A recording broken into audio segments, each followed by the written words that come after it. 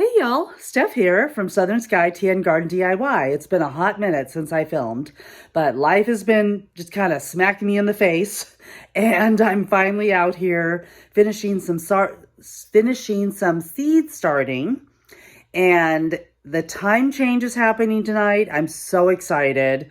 I was raised in a different climate than out here in the South. And when the time change first happens, like back in October, I think it's like right after Halloween, it gets dark out here like at like 4:15. I just can't take it. I just can't take it. I was like a West Coast girl. So anyway, but it is what it is, and I wouldn't trade it though for a moment of living out here in Middle Tennessee. I'm in Zone 7B, and I absolutely love it, and I'm grateful to God every day that my husband and I made the move, and we are out here in Middle Tennessee. So, that being said, I am so very, very grateful for the time change, and right now that puts us out at about 7 weeks to the first frost date, which is about April 20 to the 23rd, give or take a couple days. We'll see what actually really happens out here, because I always say you can't predict the weather out here.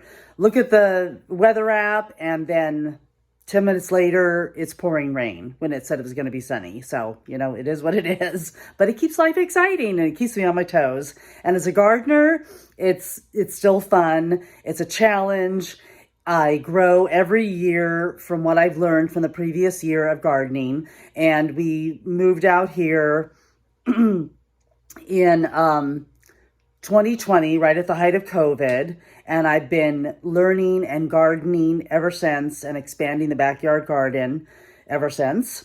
So now I'm going to flip the camera around and just show you what I have going and what I seeded tonight, since, like I said, I'm about 7 weeks out to my last frost date, so I can't wait to start growing more outside. But I will do a follow-up video, because as you all have seen, if you followed me, and I hope you're seeing this video even if you're new, and I encourage you to follow me, because I'm just your average gardener out here in Middle Tennessee with my backyard, a quarter of an acre land, and planting in my backyard in spaces I've created with raised galvanized metal beds and excuse me, I'm getting over a cold.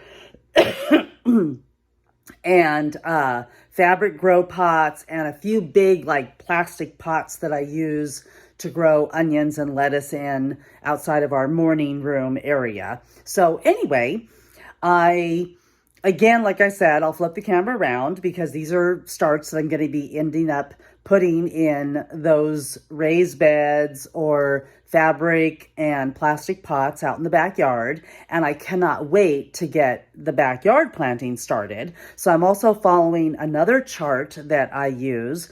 And when I flip the camera around, I'll show you what I've been using from botanicalinterests.com to start my seeds. I also have a spreadsheet that I created on my own to help with succession planting and kind of more date my seed starting. But right now I've just been making it easy, because life has just kind of been hitting me in the face with family issues and different things. And so when I can finally get the chance to get out here in the garage, grow station area, and start planting, I'm just following this simple seed starting guide from botanicalinterest.com and going off of that as to when I could start seeds. Because when I first started seeds, and a lot of you may have done this, and I've heard this from other YouTubers, I just started everything. I didn't pay attention to how many weeks things needed to be started in advance to the frost date. I just planted everything, and it was all a mishmash in those black plastic trays that I used. And I'm phasing myself out of those, because I really don't care for them. They crack. They're only good for about a season. If maybe a second season, it's really pushing it. So I've been using these Burpee reusable silicone bottom trays, which you'll find linked in my show notes. And I really highly recommend investing in something like that. they are going to end up saving me money in the end, even though I'm investing in them now. And I am on a tight budget with my garden. So they will make the difference that I don't have to continue to buy more additional trays that don't last me more seasons. So far I've really liked these and I highly recommend them. And like I said, you'll see them in my show notes, but I'm going to flip the camera around now and show you what I am starting. Okay, so right now I have my pile of seed packets that I've been pulling from, and I use a variety from Walmart, Dollar Tree, online through Amazon. I purchase a lot of different seeds and try to be very economical in what I source from, and I have gotten great crops from basically, y'all, cheap seeds. Because I don't invest in seeds that are going to cost me like $4, even $4 a pack. I am looking for 25 cents, 50 cents, less than $2. So there you go. So if you're looking for how you can successfully grow from those type of seeds, you have found your channel because this girl has made it happen. And I've had some amazing crops over the last couple of years using very inexpensive seeds. Like I said, from Walmart, Dollar Tree, Amazon packs like such as this. These have been great to use. And these came also in a pack from like Gardener's Basics, and a big pack of seeds with different items in there. So I've been doing great. And then I love these. I got incredible germination out of seeds just like this for 50 cents from Walmart and Dollar Tree. These beans were amazing. The same with the lettuce, carrots, chives, cilantro. This year, the marigolds I'm going to be planting from seed. The same with sunflowers, all the zinnias, all of these I've started from basically, like I said, cheap seeds. And I get incredible germination.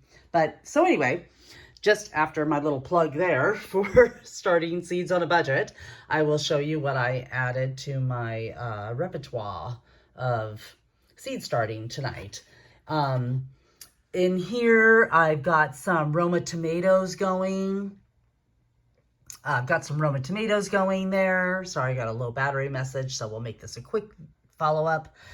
Down here, I've got chives, sage, lemon balm, some thyme, some more lettuce variety, a Great Lake 659. That's using one of those Burpee trays that I've talked about that I just love.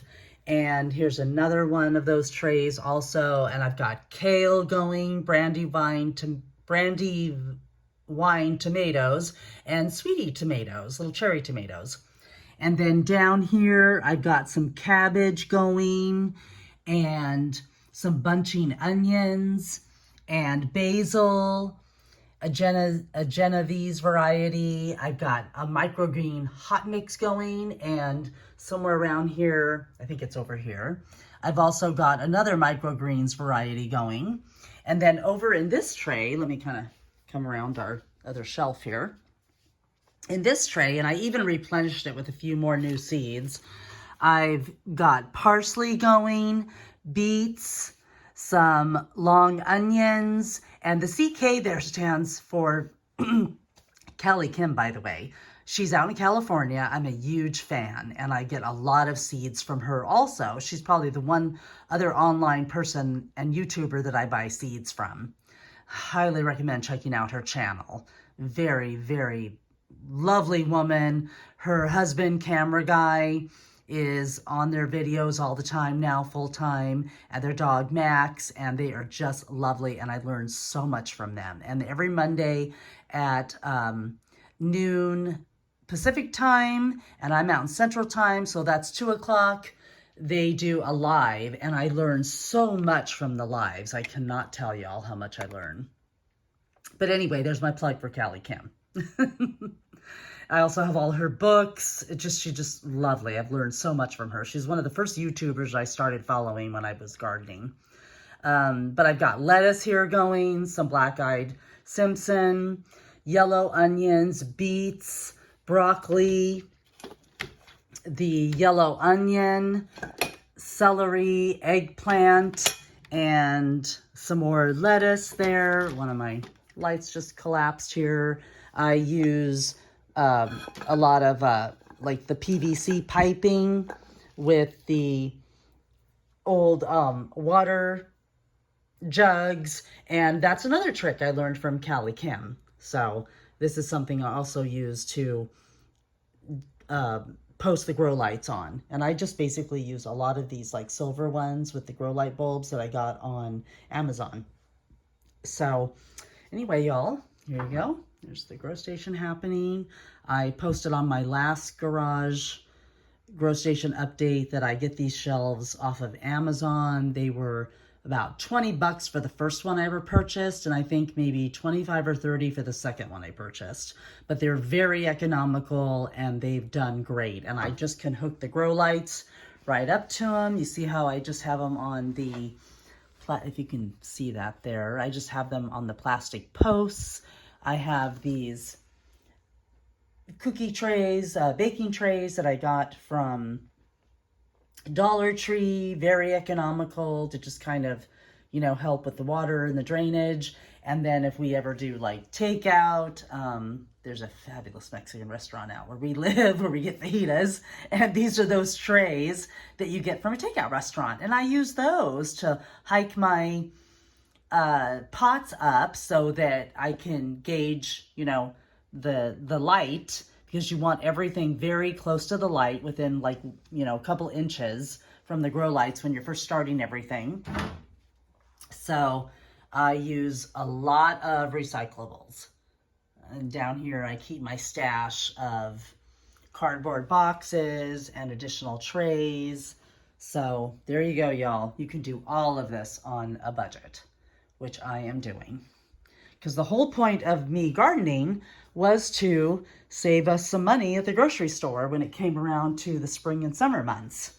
So there you go, y'all. Just wanted to give you an update on what I've started here. And I will quickly show you the guide that I'm following from Botanical Interests. Yeah, and I noted there that my last frost date is April 23rd. We'll see how true that holds. But I'm following the guide as far as starting things indoors. And if you flip to the other side, it's kind of just not good on the video if I flip it. But the other side of this page has the outdoor. But it really just starts up about like the same thing, about 5 to 4 weeks, you know, starting seeds outdoors. So I haven't done all of that. And those will be the things I'm going to start outside, like carrots and more peas and my beans. They all do so great in the beds. And right now I have some peas going that I actually was growing them almost all year long, but then they died when we got snow out here. It just got too cold for them no matter how much I covered. So anyway, just put some more pea seeds outside, and I'll follow up with a video on how those are doing. And then also the garlic is doing amazing, so I'll follow up with a video on that. But anyway, y'all, just wanted to show you what's happening, and I can never not close out a video without showing a picture of my sweet baby Cash. Cashy, huh, you keeping mama company out here? Yeah, he's like he's almost going to be a year and a half, our sweet doodle Cash after Johnny. We're huge country music fans. So there you go, y'all. Have a wonderful evening and keep growing.